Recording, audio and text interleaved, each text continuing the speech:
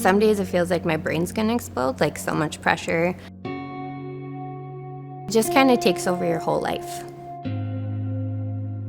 So I tried making it work for a while, but then I had to go on disability. It just kind of got to be too much.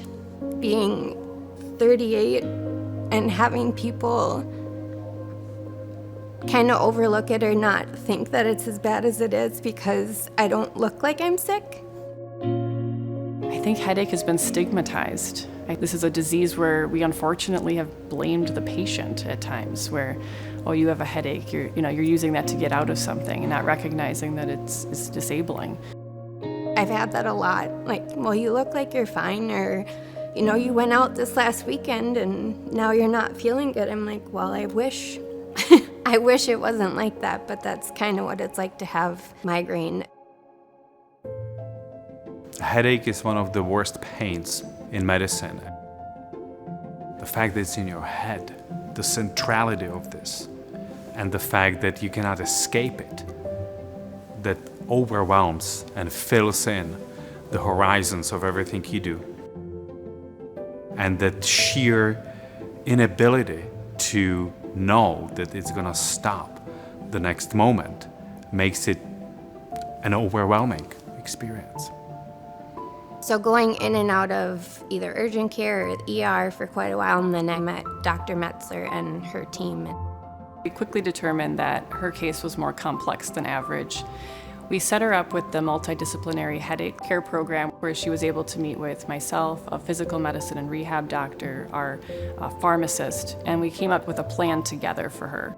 They were the first ones to look for different forms of treatment than just, here's a triptan, like this is the list of triptans that we give to people. And then if none of those worked, like, sorry, like we're out of medications to give, we don't really know, where to go from here.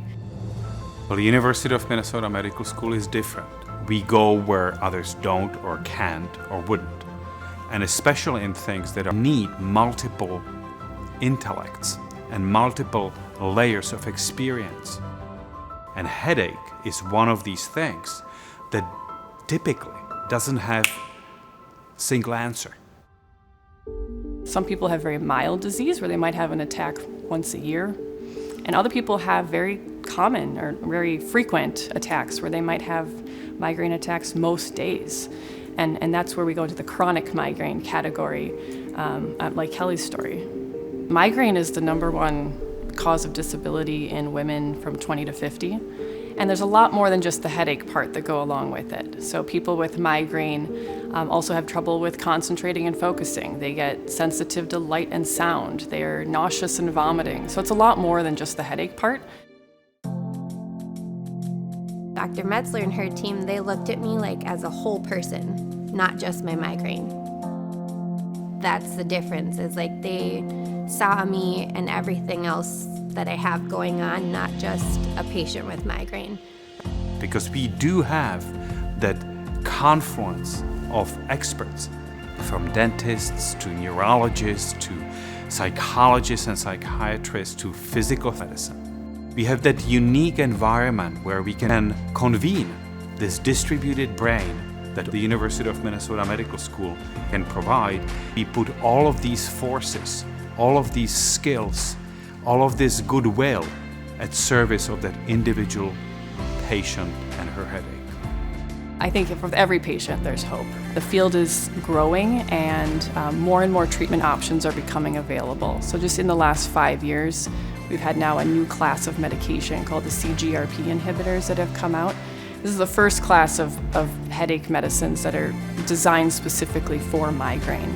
And so that's been very exciting to have the opportunity to use those new treatments too.